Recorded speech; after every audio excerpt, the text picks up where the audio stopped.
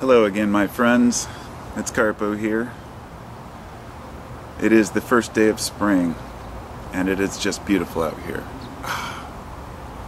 So I thought, what better time to come outside and make a video in nature about politics and outrage and victims and identity politics. I try to take a different approach to these subjects. So I'm not here to rant and rave about the problems of the world. I'm not here to talk about how messed up other people are and how they need to fix their problems. But rather to ask, how can we all work harder to lead better lives and leave a better world for each other and our children? The question I guess I have is, can logic alone fix this problem that we have? And when I say this problem, I guess I mean the problem of our lack of connection and our identity politics that we've gotten ourselves into, especially in the Western world. And these aren't terms that, you know, there's an entire new dictionary of terms that have come up in the last 10 years. You know, snowflake, SJW, identity politics. And these are all ideas that have existed long before that, but that have become in the modern world a way for people to feel like they have a voice by joining together, banding together to have one stronger voice, which is what we've always done when we feel like we need to speak up. If we don't like the way that the government is operating a war, then we would protest. If we don't like, you know, if we don't feel like we're you know, receiving enough for the efforts we put in, then we protest, or we stand up, we march, we do whatever we do. And online, this has changed from being a physical protest out in the streets to being basically an online campaign. So if we have an issue with something, we take it to the internet. The difference is that if you're marching out in the streets, you're taking the time to get ready and to go and to put yourself out there. But it's much easier to go online and type in a few words and say, oh yeah, I'm with you, without even really giving any thought to the cause itself. It's easy to stand behind other people when they tell you what's important. But what we have here is a culture of outrage. So a company does something, a leader does something, politician, a religious group, an individual, whatever it may be, and it leads to this group of victims and a group of people who basically turn it into rage and a way to, you know, create an outrage about something, even if it's not that big of a deal. And what's the more difficult part about this is that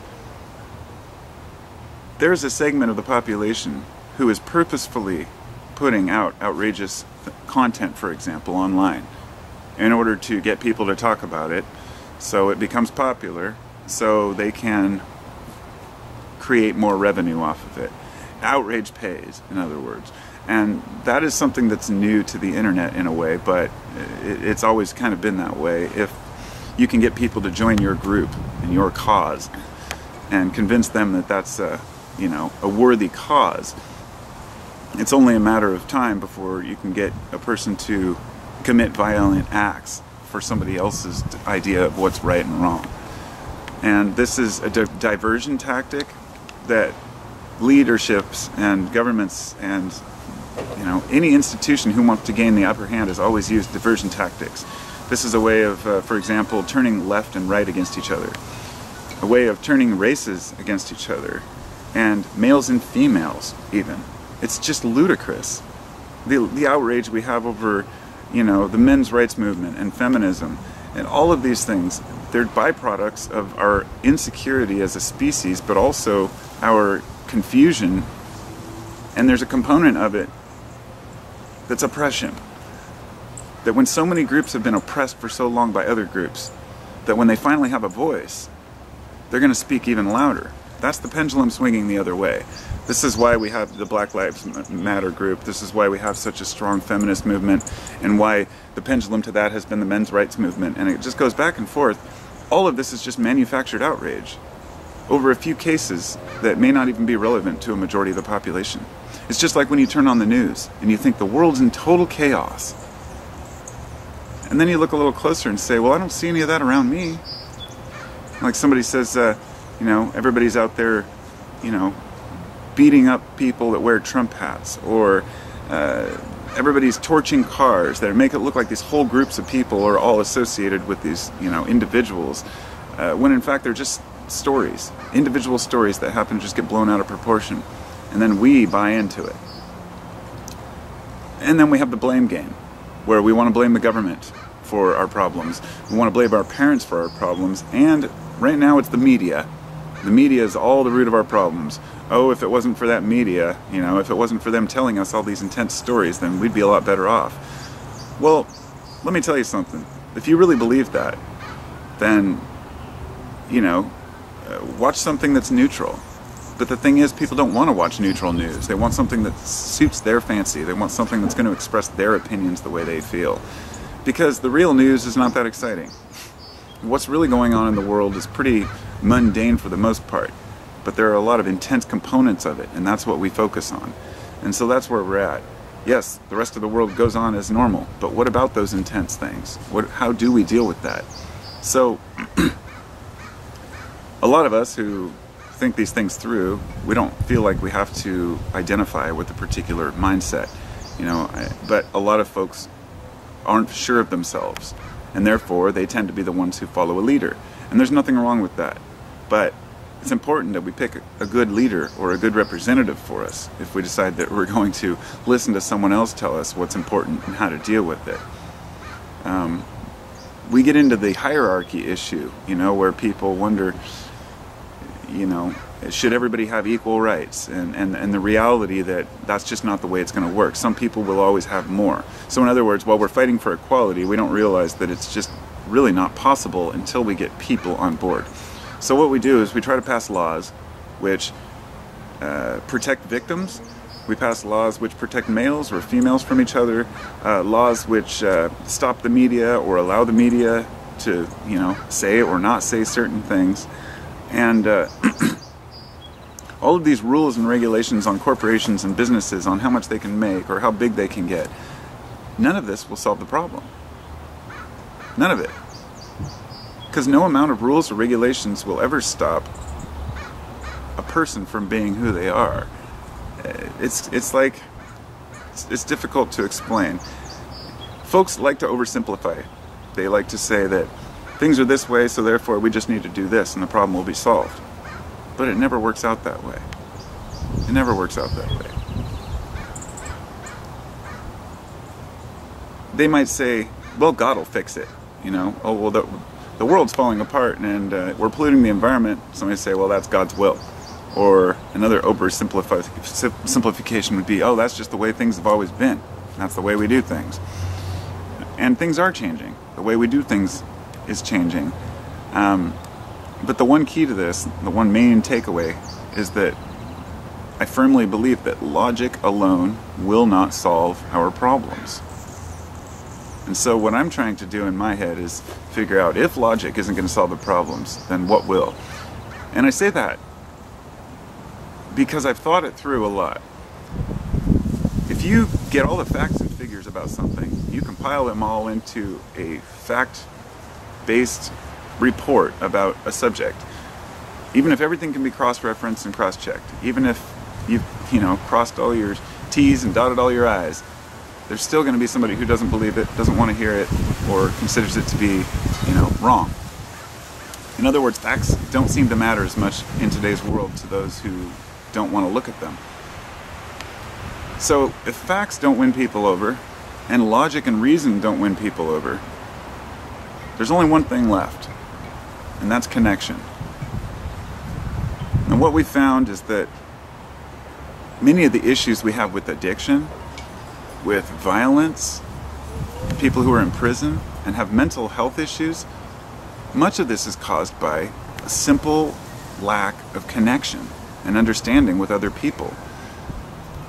It's always the loners, not always, but you know, you don't generally see a happy family man, you know, a parent decide all of a sudden he's going to leave his family to go out and, you know, be a mass murderer, or a person who's just going to just all of a sudden drop out and become a heroin addict out of the blue when they're happy in their life and when things are going well.